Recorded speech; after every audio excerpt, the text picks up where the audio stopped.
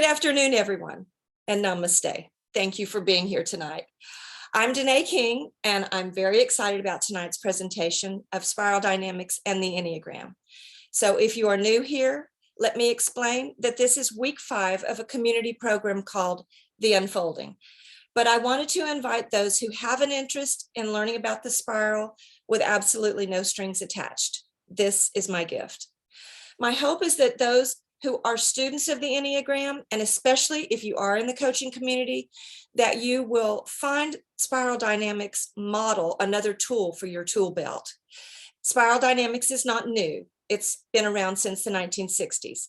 And some of the teachers and leaders in the Enneagram community that I admire the most are using both models in their practices. So the Unfolding Enneagram community that I host is an exploration of what I call conscious transformation. We use the metaphor of the butterfly for the process of transformation. So let me explain. For the past 4 weeks, we have been in the caterpillar phase. And if any of you have forgotten your biology classes, let me remind you that the one and only purpose of the caterpillar is to eat. Just eat and eat. What a wonderful, fun phase that is.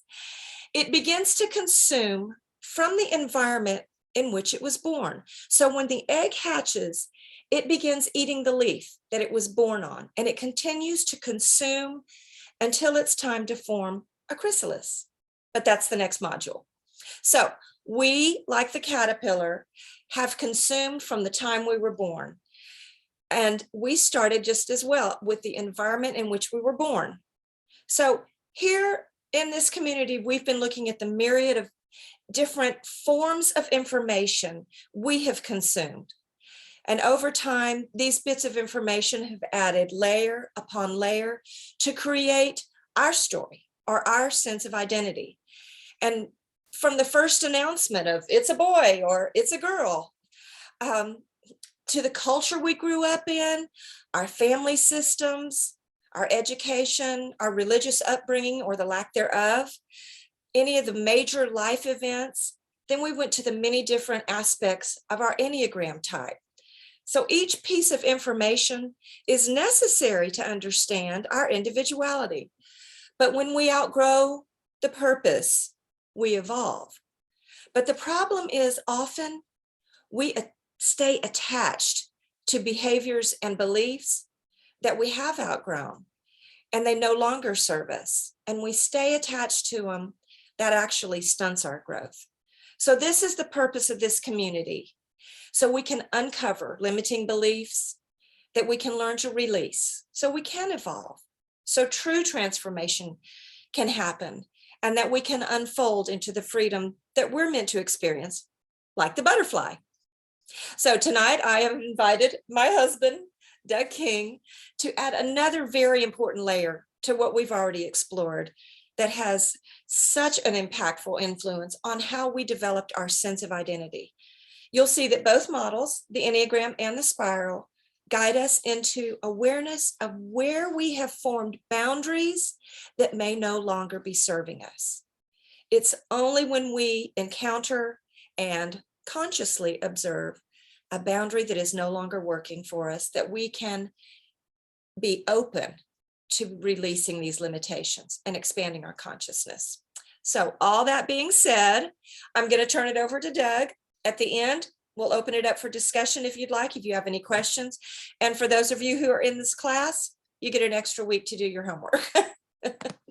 So Doug, take it away.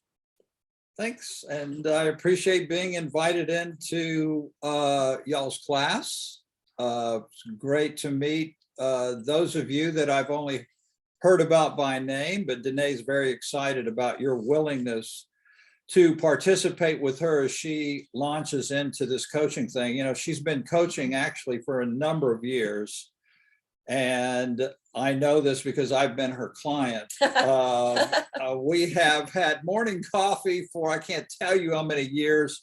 She began talking about this idea of using the metaphor of the butterfly, which I think is just outstanding. The content she's got yet to come and all that she's talked to me about has been extremely useful for me. And so I I have really come to appreciate the Enneagram on a far deeper level because of the work that Danae has done in putting this together as a processing tool using this transformational metaphor.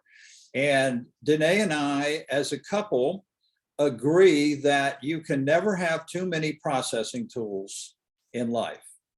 I mean, all of everything that's in our lives, and I'm sure in yours, is centered around relationships, and relationships are going to require some type of processing tools. And the more I seek out and am open to processing tools, the more I find the enrichment of the relationships that I have in my universe. So good relationships are always going to require that we move through differences at times, even conflicts. And inevitably, when you have two or more human beings together on the planet, that is exactly what will occur at some point in time. There will be differences, there will be conflicts. So spiral dynamics, how would we frame this as kind of the big picture overview? The way I have always understood it and presented is that the Enneagram has been an extremely useful tool for me on the individual basis, the I space. I see things this way. I react this way to certain circumstances. I have been affected by these things in my life growing up. I tend to be this way. I don't like this or that. And so it's the I space. Spiral dynamics, on the other hand, is the we space. It's about collective viewpoints, collective views. It's kind of like if you're going to locate someone on a map, on a globe, you have to use both longitude and latitude. If you use just longitude, or if you just use latitude, you would not have everything. Yeah, you'd be spinning. You're just going in a circle. Going in a circle, that's right. So spiral dynamics is the we space. So we would describe it as worldviews. People have worldviews, cultures, societies, religions, politics. These are all worldview systems. And so you can have a collective of people that belong to a particular, let's just pick religion. You could have a number of people that belong to a particular religion, but they're made up of all 9 types of the Enneagram. So you can have a worldview that we all agree on, yet that worldview is experienced from 9 different perspectives. And this will make a little more sense as I kind of go along here. So spiral dynamics is based on tracing history all the way back to our archaic ancestors. It began with research, Dr. Claire Graves, as Danae said, in the early 60s. And we have just really arrived at a place in time where we've had enough history behind us to look back and realize that human consciousness has actually been evolving through these eras, which spiral dynamics model will call stages or levels of history. And within those levels, as they've evolved, so also has there been an evolution of consciousness and the values that came into being during those levels. And we'll talk about what I mean by that and why they came into being, and again, how this would differ from and add to my understanding of the Enneagram. So at each era of human history, you have particular life conditions. And these life conditions that are shared by tribes or nations, or again, religious or political groups, will inevitably develop what they call, or what they take upon themselves as, values of ultimate concern. When people are acting in a particular way as a group, it is because that group has defined a certain number of values that are of ultimate concern to them. And as I go through the spiral, we're going to see how those values of ultimate concern evolve and why they had to evolve, bringing us to where we are today. So as this evolution is taking place, we also note that it is to take into account more and more complexity. We're living at a time now that has more complexity in it than ever before.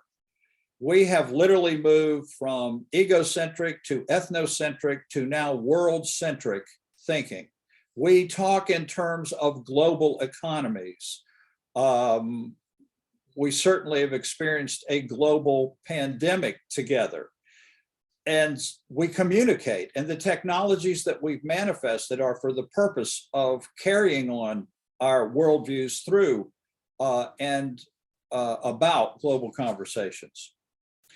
Now, as this happens and things get more and more complex in the world, that means that unity is a greater challenge. And I don't know if you've noticed on Facebook, but not everybody agrees. I noticed that the other day. I was reading something. I thought, boy, these people disagree with each other. And that is because of the complexity that we are now embracing. If I was in an Amazonian tribe millennia ago, there would not have been the complexity to navigate. But today we are navigating more and more. So let's take a look at the spiral and the levels that are in. We have two tiers on the spiral, first tier and second tier levels. Yeah, go ahead and pull that up if you've got that chart. Grab the one on those first tier levels. And the first tier levels are going to start with the archaic Neanderthal, if you will, and then move on into more of the we spaces. So we'll pull that up. There's what the spiral looks like. You can see that it gets bigger and bigger, larger and larger, if you will, as it evolves. And this is because there are more and more of us that are interacting and that are realizing we're interconnected. So as I said, the Enneagram is micro, meaning it's about me, my perspectives, and how I personally am interacting in the world and what my approaches are. But when we get to the spiral, let's look at these levels, if you will. And I want to look at the first levels here up through, from beige up through green, are called first tier levels. I'll explain that in a minute. The beige level is basically the instinctive archaic, where it's survival. All you're doing is finding a way to make sure something doesn't eat you, or that you don't go out in the dark because you don't know what might be out there, and you're just trying to find your basic needs of life satisfied. So I don't care what kind of therapy you go to, what kind of models you're using. Everybody starts with this basic instinctive level. Where you really begin to get into the collectives then with spiral dynamics is in the purple. And by the way, they use color coding for this because each group that goes through history develops their own values. So they're called V for values, V memes. And V memes are basically the result of values that reflect how they're navigating their life conditions at that time in history. So when you get into the purple, you're really talking about the tribal level. And in the tribal level, you show this allegiance to the elders, the customs. In tribal, you bond together because everybody in the tribe thinks the same way, has the same beliefs about things. You believe in a volcano god or an ocean god, et cetera, et cetera. And you are very much into the magical. Everything is magical. You might find current day tribal kind of thinking in voodoo, for example, that might still be an example of that on the planet. And very much in tune with nature. You know, it's been recently that we're understanding the value of ecosystems and of nature. And one of the things that Spiral is telling us is that these values that have started at the beginning of time and that are shared in a worldview are not things that we move beyond and then forget about. The principle of our evolution is called transcend and include. So what's happening is those values that are universal to human beings, that will always be there for us, that we will always have as a go-to, those values will be included in the next era of history. However, the things that are becoming unworkable, when those things become unworkable, they're transcended. So that's the transcend and include. One example of tribal would be our family. That's our biological tribe. Well, your first two levels of your archaic self and your tribe are your strongest pull, right? Because if you find out from the doctor that you personally have something that's threatening your biological existence, your survival, everything stops at that point. If you were at work or someplace on vacation and you got a phone call that someone in your family had just suffered something very serious or life-threatening, everything stops. These first two levels very much show the universal nature of our human instinct, and that at our core, there are many things we value, and those things are universal, and it will not matter what number you are on the Enneagram, and it will not mean anything with regard to what country you live in, etc. After the tribal era, you get into the warrior era. They call this the red V meme.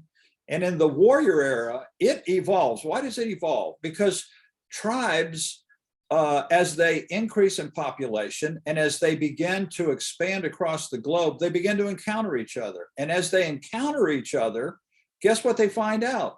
They find out that the other tribe they just encountered has a different God, has a different belief system, keeps different traditions. How many times have you heard the example of two people who get married and they're shocked to find out that the other person's family does things differently? That's not the way our family keeps Christmas. This is not the way our family does that. This is not the way our family goes on a vacation even. We do things differently. Well, tribes, when they encounter each other, the tribal regression into the archaic survival kicks in. And what happens? They go to war. And so you have this warrior era that comes in history. This is where you're going to find Genghis Khan, and you're going to find all of the feudal kingdoms. These are loosely held conglomerates, not really very well developed.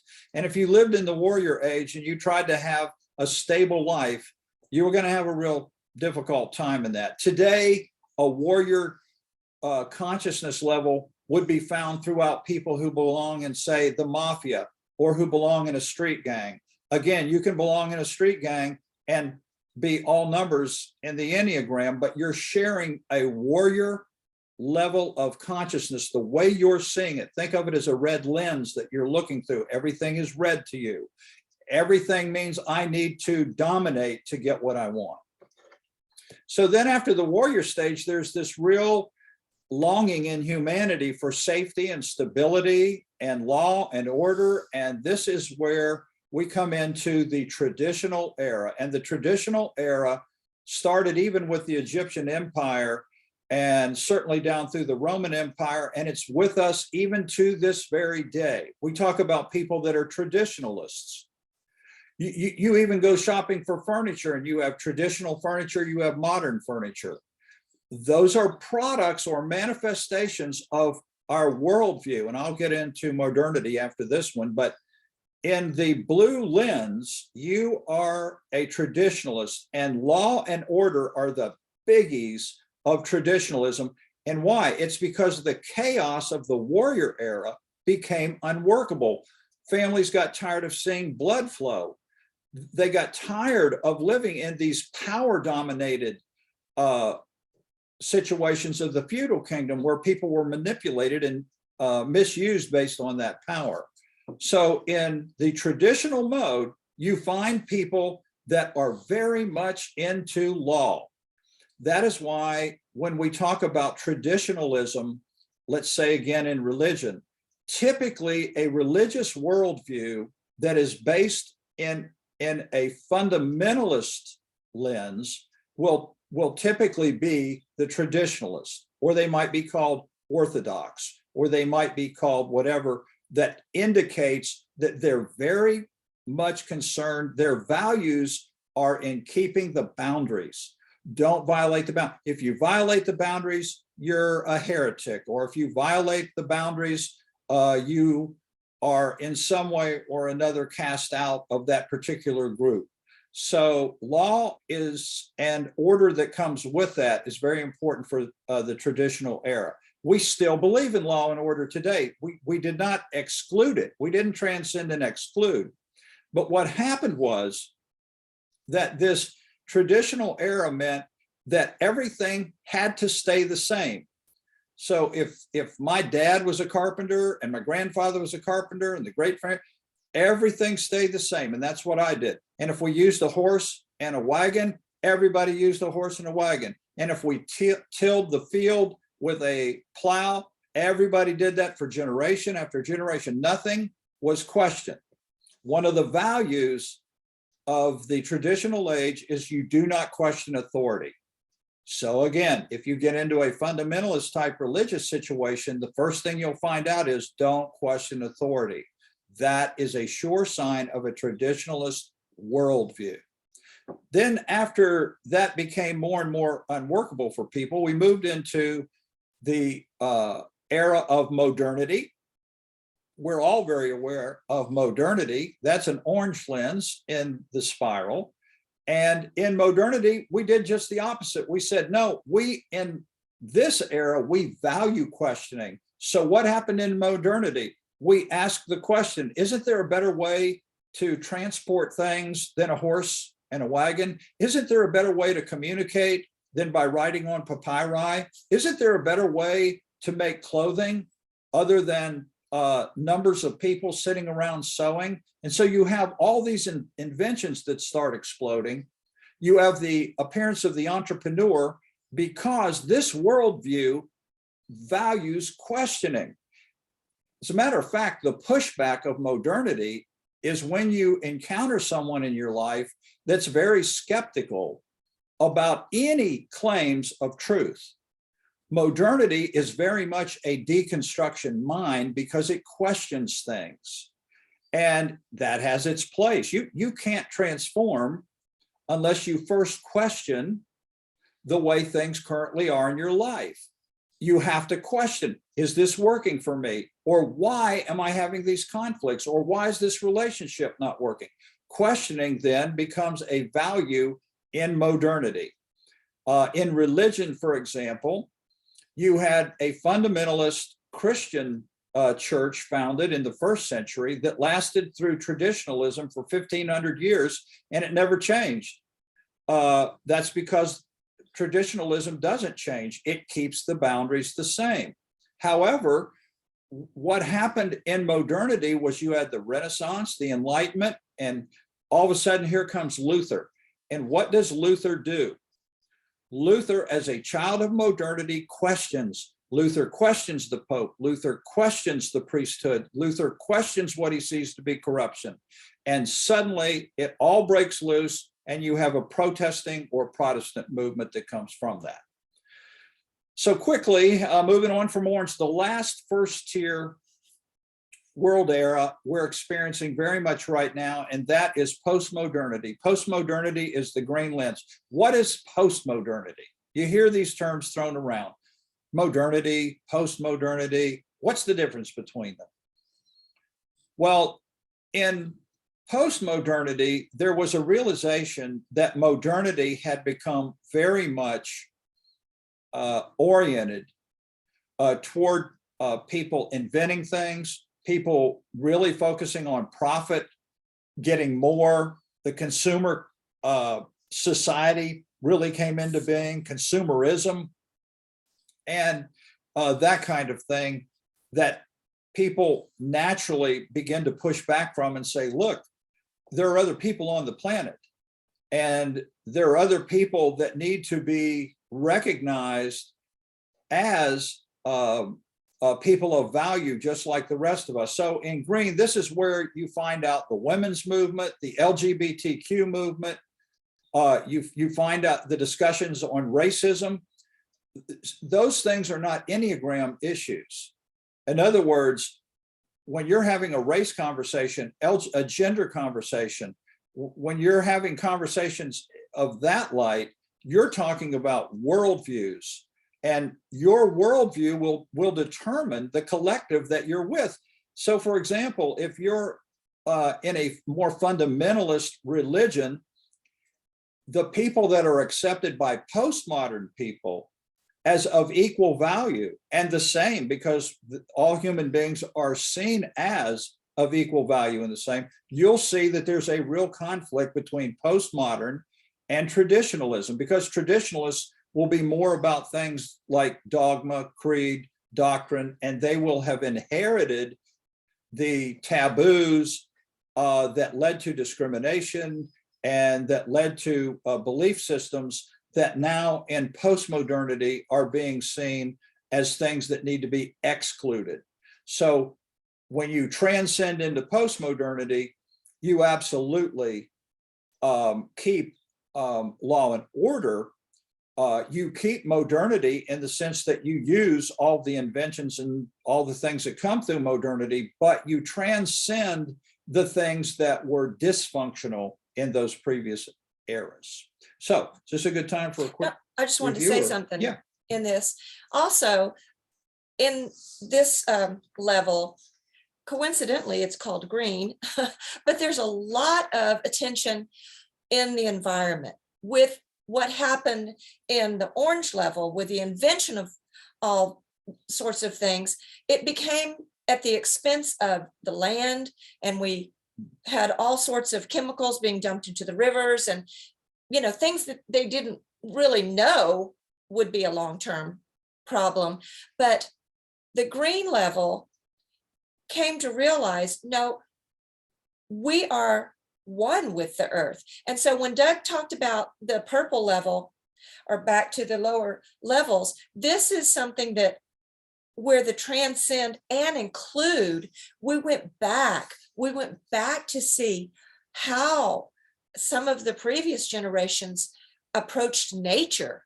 And we have begun to see so much explosion in holistic healthcare, more natural approaches to our bodies. Back in, I don't know what the era was, where the slogan was better living through chemistry. Yeah, that's modernity. Yes, Yeah, yes. that's And so we modernity. were just taking everything and not really having the consciousness level to go, wait a minute, this might actually not benefit long term. And so I love that the green era, the green, V meme. the V meme that represents to me the green earth, has this consciousness of the we, of instead of I want to be the entrepreneur, I want to exceed it or succeed at all costs. And so we went back and we're including the levels, that the healthy parts of those levels. And that really brings a key point to me up, and that is, so what does this even matter? One of the things that inevitably, as I've experienced it and talked to numerous people through the years, and of course, this is like someone saying, hey, would you just do a one-night presentation on the Enneagram and explain everything there is to it? I'm doing the 30,000 foot high discussion here. One of the things that spiral dynamics does for us is it helps us understand why previous generations believe what they believe. It helps me understand that my grandparents grew up in the traditional age. It helps me understand people in modernity. Why is this important? Well, there's no way you can have empathy on this planet. There's no way we can practice really mindfulness unless we're able to take into account diversity. Unity is not based on converting everyone to my particular way of seeing everything there is to see. Unity in diversity starts with understanding why people think what they think and why they value what they value. People oftentimes I see are trashed on Facebook because in actuality, their values are different from the values of the person who's upset. Now, the other side of that is that there are things in green that we excluded, we transcended. So when you see somebody who's basically of that older generation, and they're still holding viewpoints about racism or gender or religion or whatever the worldview topic is, it's not that you agree with them, but it does help to understand why they think what they think. And once I understand why people think what they think, I'm in a greater position to have empathy. I can say, I understand what you're thinking, I just don't agree with it. That's different than me saying, you're a moron. Which is an approach. I mean, you can use that. There are other words I could have used as well. But this is a thing that to me, Spiral brings to today's situation where things are so polarized that we have all been concerned about the inability for just discussion, right? So this is why people in Spiral Dynamics are reminding us that this is a values thing, and these values have been brought down through generations. We continue to increase in the way we're seeing complexity. And that is where I see the Enneagram and the Spiral, such beautiful models together, because what Doug said about being able to have empathy. It doesn't mean you feel what they feel, you see the world the way somebody else sees it. But this is what we do in the Enneagram. And what I've said, and many people say from the beginning, if learning about all the types, especially understanding ourselves first and foremost, if it doesn't improve our relationships, first to help us understand the relationship with ourselves and why we do what we do, where these thinking patterns came from, and then to take that information and that knowledge and look at the other types and say, oh, I don't have that motive, but you do, and I understand that, and I have empathy for something that is an issue for you or a struggle that is not for me. But now we can communicate because I can see through your lens, and we can begin to have relationship based on unity of spirit, even though we have diversity. So I love that back in the day, a long time ago, there was a book called Men Are From Mars, Women Are From Venus. And that's dating myself a lot, but that's no surprise. It was a great start to say, oh, men think differently from women. Well, that was a great start, but we have learned since then that it's more than just men and women. And so the Enneagram has exploded because coincidentally, we're in a time in history where we have more complexity than ever. We're having recognition of all the levels. And now it is no coincidence that there is an explosion of self-inquiry. And the Enneagram happens to be one of the best tools to help us look at that, because we've been presented with challenges that we never really would have been presented with when we were in a mode of doing, just doing what we were told, doing what the previous generation said. This is how our family does this. This is how we think. This is how we act. Well, we've all evolved past there. So the ability to look inward and to discover the depths of our own personality or our behaviors or our mindsets, the thinking that leads to the behaviors, is just a beautiful time in history to present another layer of what has formed the story of us. And from our community, the unfolding community, this is what we're looking at. What are all the layers that have been stacked one upon the other to form our identity of who we are as an individual?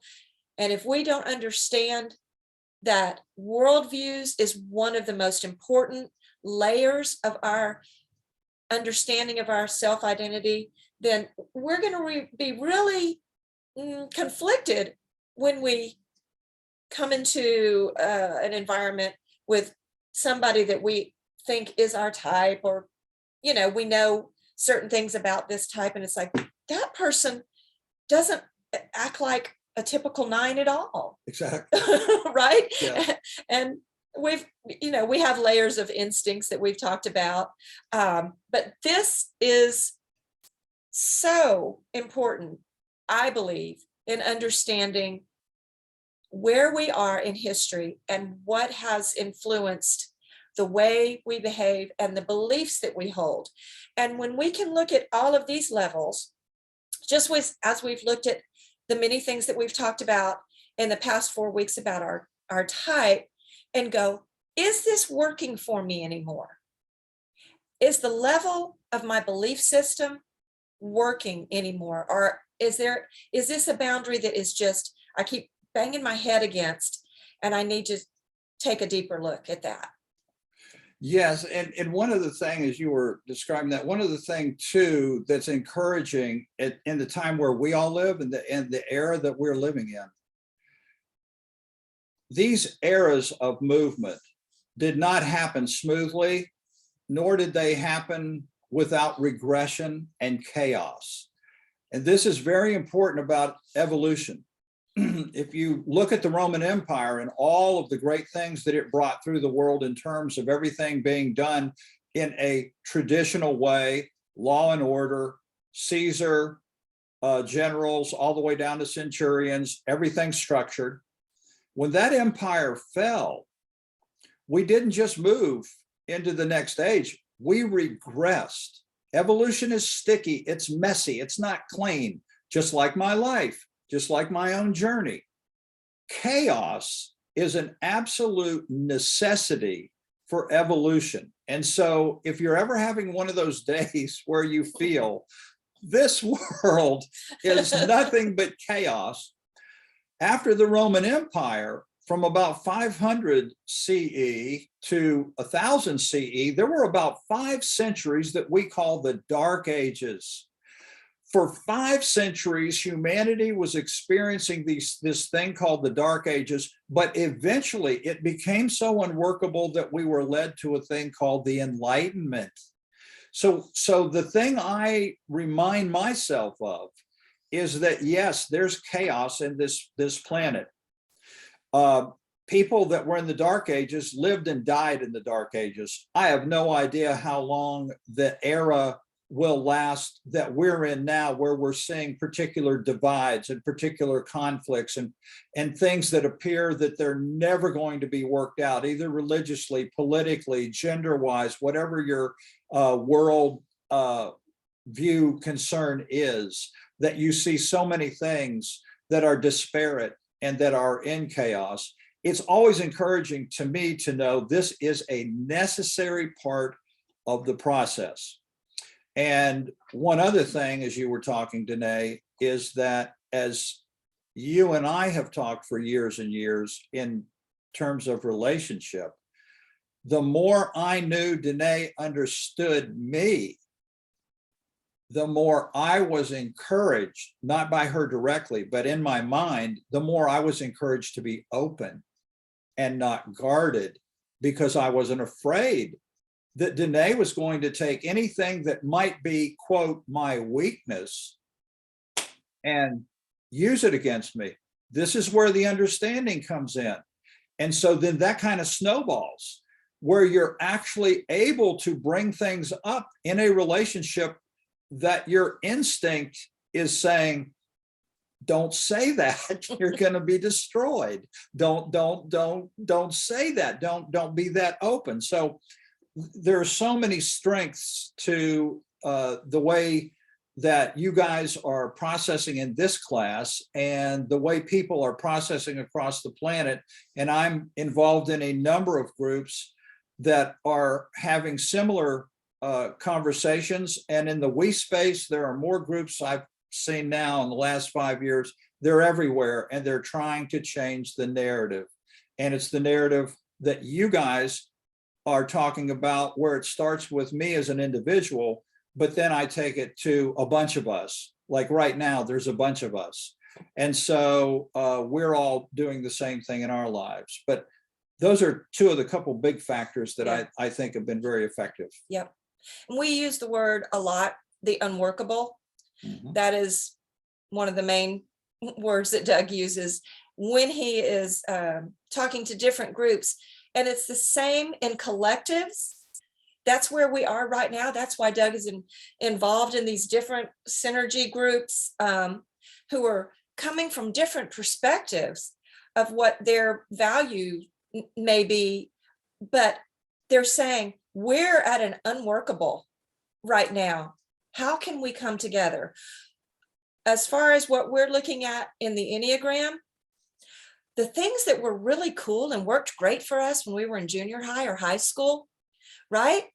The personality that was developing that gave us our sense of identity, our safety, our where we felt valued and loved. And it's like, oh, if I do this, people love me for that. They think I'm fun. I'm the whatever, I just use that because it's type 7 language, right? Well, when I did that in high school, it was part of my culture. It was part of my peers. But if I took what worked for me in high school and tried to bring that into my adult life, well, sometimes it's fun, but no. It's why we might say to somebody, quit acting like a child. Quit acting like a child. Well, if you continue to keep running into that, people don't like that anymore, then at some point you might go, well, why? That worked really well. What's going on? So you become self-reflective. That's what we are looking at with the Enneagram. What's not working anymore? Like I said, it's the unworkable. What did I have in my repertoire of my behaviors that were part of who I was in my younger days that I need to look at and go, let me release that. So everything that we've been talking about in building the layers of who we are, of our story, what we're trying to determine with our consciousness and awareness is what needs to be excluded and released. What can I bring forward? So when Doug talks about transcend and include, you don't take every value that each level had in the spiral and say, we're starting over from scratch. No, we take the best of these and move forward with them. We evolve in them. We mature in the thing, even our personality. We don't lose who we are, but we find out, how can I serve and how can it serve me? And that's where I see this journey together. Yeah, absolutely. Do you want to go over the other two? It might be, because these are all first tier. What do you think about just a real quick check to introduce. See if anybody had a question about where we are so far? Oh, do you want to do that or no? Why don't it's you your class, so I have to do what you tell me. I get to call the shots here. This is every level that he's presented up until now is what they call first tier. So if you look at spiral dynamics and you go Google, and look for images online, you'll see it's broken up into first tier and then there's a second tier. So I just think it would be great to just introduce. So first tier is first tier because all of these levels are experienced subjectively, and I don't have a lot of time to get into that. I won't get into it tonight, but when you experience something subjectively, when you're a subject of it, you're you don't think about it. You just think this is the way it is. And that's why when a new generation of thought comes along, it's so upsetting to the previous generation, because you're upsetting the way things are. Well, how do I know that's the way things are? Because it's the way things have always been in my entire lifetime. Now you're coming along with these new ideas, and that's upsetting to me. Or you're suggesting that I think differently, and that's upsetting. So as people go through each of these levels, they do it subjectively, meaning that there is another way to look at all of these first tier levels. And that's when you get into what Spiral calls second tier or integral thinking, which integrates all of the first tier levels, which means that I can now take all of these first tier levels and look at them objectively. And I can say, how's my archaic doing? Am I healthy in my archaic instinctual needs? Are they working for me? How about my tribal? Is tribal working well in my life? How about my warrior? Warrior is no longer me shedding blood, but rather me being courageous, me taking a stand, me being a warrior for peace. How are all of these levels and the values that came with those levels, how are those things working in my life? Because in every level, there's both healthy and unhealthy aspects, just as in the Enneagram, you have healthy and unhealthy aspects of all 9 of the types. So when I get to second tier, there are 2 second tier levels, and you can go ahead and pull them up. Those are going to be yellow and turquoise. Yellow is really representative of the first people that start talking about all the first tier levels from an objective standpoint. Yellow says, hey, it seems that all these things are interconnected. It seems that there's some way that we can have this personal freedom without harming other people, that we can see the fullness of living on Earth and the protecting of the ecosystem, and that we can be more understanding of the diversity that exists on the planet. And I can even be more understanding of the people that are in levels that have dysfunctionality in them, but I'm able to recognize that they're products of that level, and that if they are fundamentalistic in their thinking, it's because they are subjects and they think that's the way it is, and they have, quote, arrested development. They're stuck in that level. So you begin with yellow, and those are generally the first individuals that begin to pop up across the planet like popcorn. And now what's just beginning is turquoise, and turquoise is when we go back to the tribal in essence, only now turquoise are the collective communities that have global holistic views. And they are, again, popping up everywhere. They're popping up in art and music. I was on a call with 2 ladies that are musicians. One used to work for MTV and do videos for very famous people. Another one is a singer. I'm on a synergy group call with people that are in science. And you say, what does science have to do with art? Only everything, because all of us are interconnected. And when we begin to see that our worldviews can be expressed musically, they can be expressed scientifically, they can be expressed economically, they can be expressed in every worldview sector, that technologically, in every way that you want, then you begin to form larger and larger tribes that are in that turquoise mode, that are saying, we want to think globally and we want to think holistically. And that is the encouraging thing to me, is the appearance of these second tier groups that are now taking all the values of those first tier levels and saying, how can we apply them in the healthiest possible way so that everyone benefits, so that there aren't particularisms where some benefit and many suffer? How can we act in such a way that families can have a more abundant life? There are people on these calls two analysts who have written a book, Rethinking Humanity, and they're saying by 2030, faster than we think, the cost of energy for families is going to bottom out.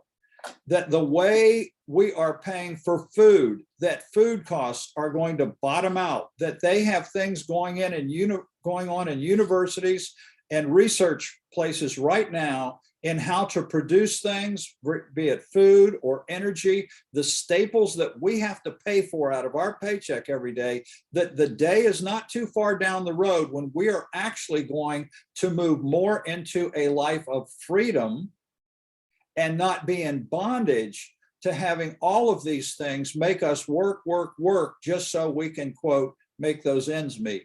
These are the kinds of thinkers that are saying things can be completely different than they are today. And without that thinking, we would still be archaic animals walking around, but we're not, because we human beings, sometimes, yeah, it depends. There's always depends on if there's a football game on. For archaic, I call that the lounge lizard. You can still find those in bars and nightclubs. The lounge lizard would be archaic. But anyway. And I think the Red Warrior comes out during playoffs when the football team. No idea what you're talking about. Okay. Anyway. Super Bowl Sunday. So yeah, so these are the ways that worldviews, collective views, are working themselves out. And within all those, well, then you can have a great musical group and they can all be a different Enneagram number. Okay. That was everything you probably need to know about Spiral, and there are no questions. Yeah, right. I'm going to stop share. And you can all unmute yourselves if you would like. And let me just say, thank you guys for taking time to be here tonight and let us do this together. I think Doug and I have talked about this for so many years, about doing this together, because we just see he has worked with a Spiral for over 10 years. And I think it was about 10 years ago that I learned the Enneagram. Gosh, you've been doing the Spiral for closer to 20. Closer to 20. But wow, time, Pat. I'm a lot older than she is. A whole lot, yeah. But we see that this is such a beautiful hand in hand model, that both of these models work together so well. So I know that was a lot of information in a short amount of time. Any of you have any questions? No. I could tell when they were listening, I could tell they had it. They're smart. These are the smart ones, I'm telling you. That's what you said. That's what I said. Well, it is overwhelming. And unless you take this and piece part it out, it's tonight was just to really give a flavor for the difference between the I space and the we space. It really comes down to that we are doing things as individuals in our Enneagram work, but that inevitably we belong somewhere in a worldview. The things we value most in our lives make us part of a collective of people across the world who value the same things we're valuing. And I'm going to say people that do this Enneagram work are really, a lot of them I see oriented toward more holistic thinking, integrated thinking, because they're not afraid to be open and question and interrogate. So I'm always happy to meet people that are on that journey. Thank you. Lee? I had a question, if you don't mind. No. Maybe a bigger can of worms. I don't know enough to know the question I'm asking. So it's, but if you're looking at the spiral dynamic sort of model, I'm hearing that maybe the instinctual preferences in the Enneagram might work particularly well, and looking at them as companion models, almost more than type, or like, do you see a direct overlay with the Enneagram and spiral dynamics in that way? I haven't thought about it from the instinctual level. I will say this, that the archaic is where I'm tied to the rest of the animal kingdom, as far as I'm an instinctual being. And I have the same instincts that the other rest of the animal kingdom has as far as my archaic instincts. I do all those same things: to eat, to procreate, to protect myself, to have shelter, all those things. Those are all in me. And I have the same fears. As I move along in consciousness, I realize that I'm more than that, though. And I understand also that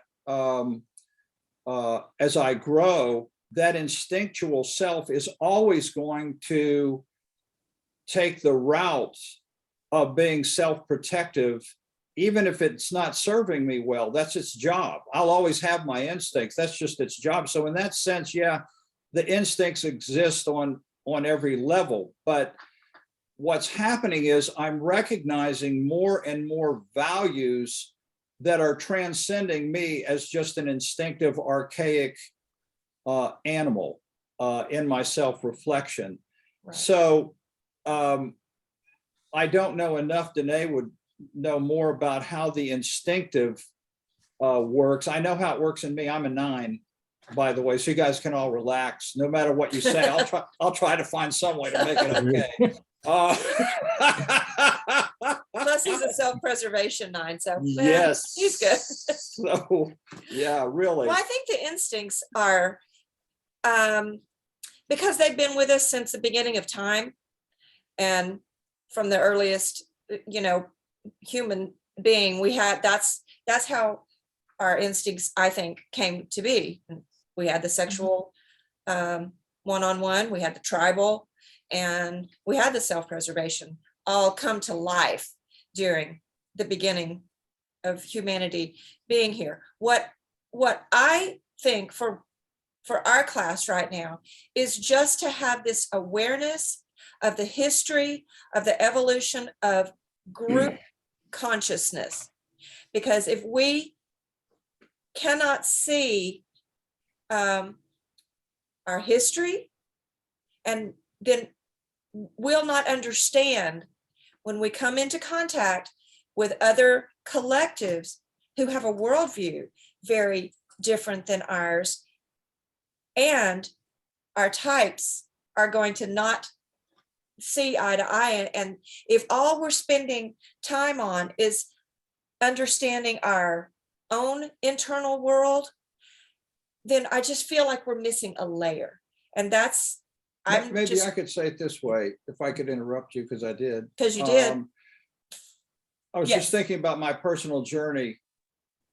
I started off with a lot of very blue lens fundamentalism in my life as an instinctive 9. Well, I was an instinctive 9 when I began to question that, which is what you do as you move into the modernity thing. I was still an instinctive, same instinct. And then I'm an instinctive 9 as I looked at the green values of inclusion, where you're getting more and more inclusive of all things. And then as I try to integrate and look in a more integral way, I'm still that same instinctive, self-instinctive 9. I'm sorry, self-pres 9.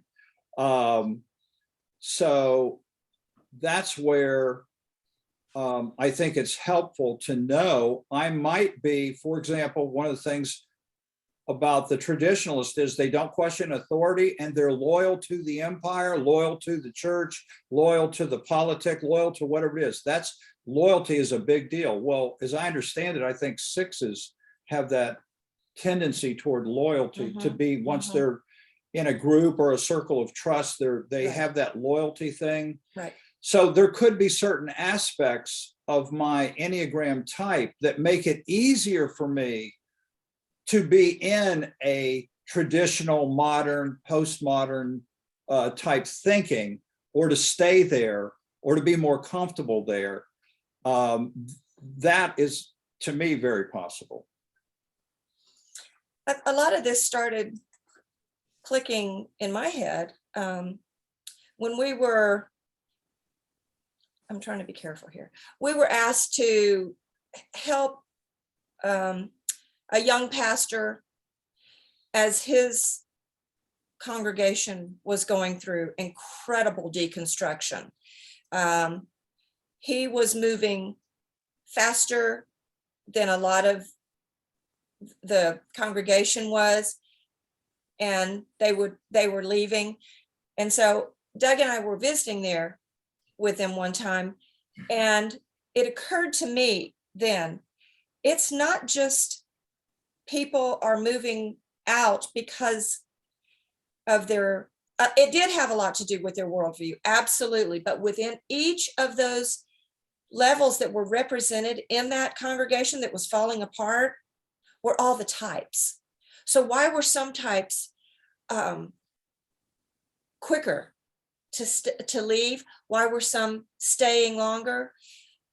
And, you know, we've gone through this personally, and Mom and I did a podcast about this several years ago, and I'll just say this real briefly as far as our worldviews and our personality types. So we went through a time where we were a part of a religious denomination. It was a very fundamental group, and we began seeing and questioning more inclusivity, where the denomination we were a part of was very closed, very exclusive, the only ones, you know, that were right and all that.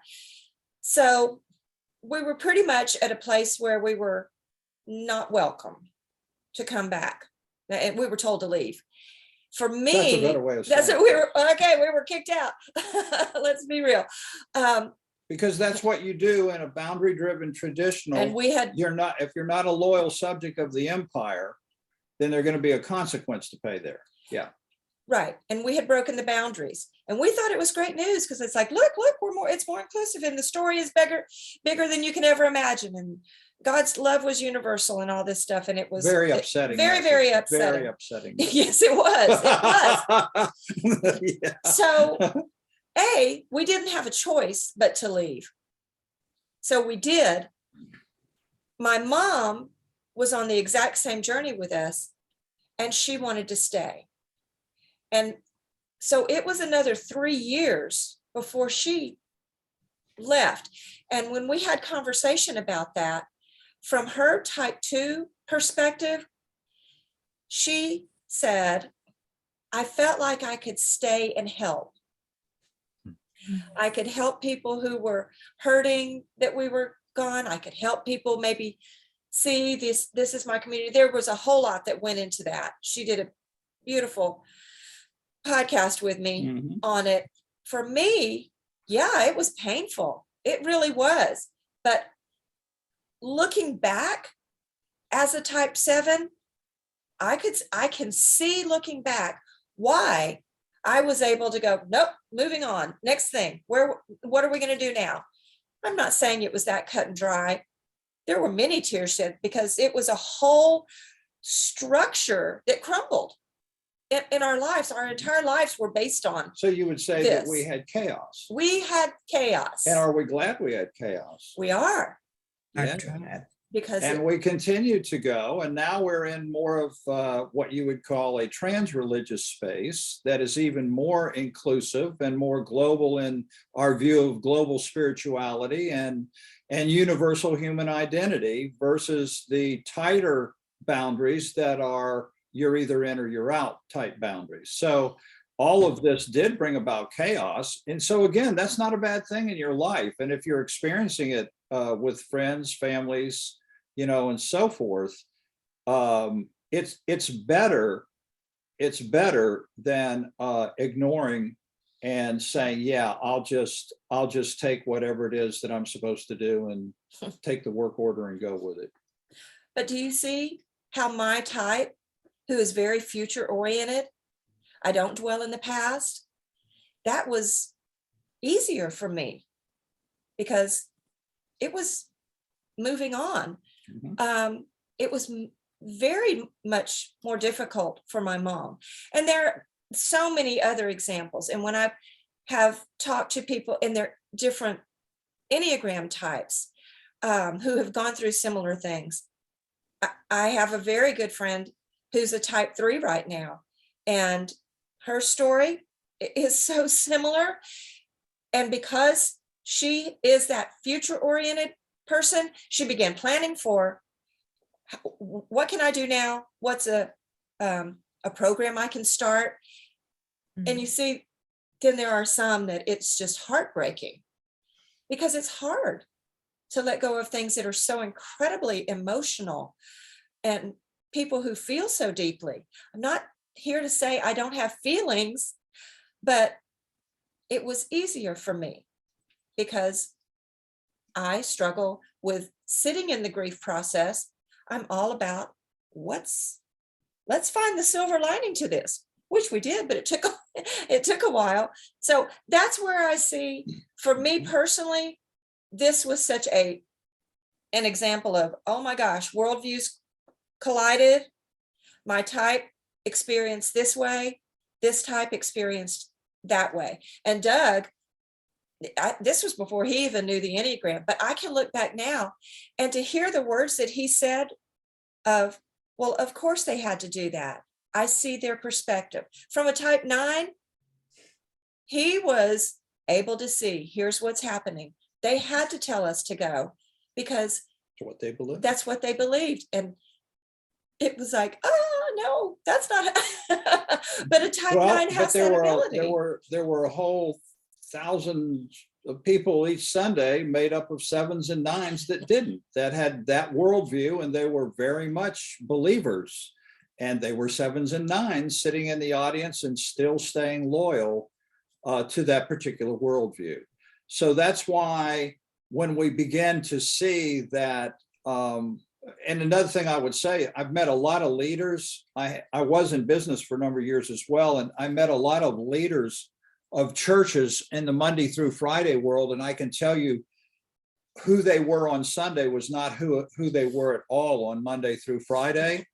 And they could very much have used Danae's butterfly class. I can tell you that very much. They can quote you all the spiritual texts, and they can tell you all these things from a lectern and so on and so forth, but they are not doing the work that we're all trying to do when we get out our Enneagram work. And so therefore they're, I hate to use the word jerks, but I mean, but you encounter people and you're just like, man, that guy's just a jerk. You know what I'm saying? And we're going to edit that. No, this is coming from a 9, by the way.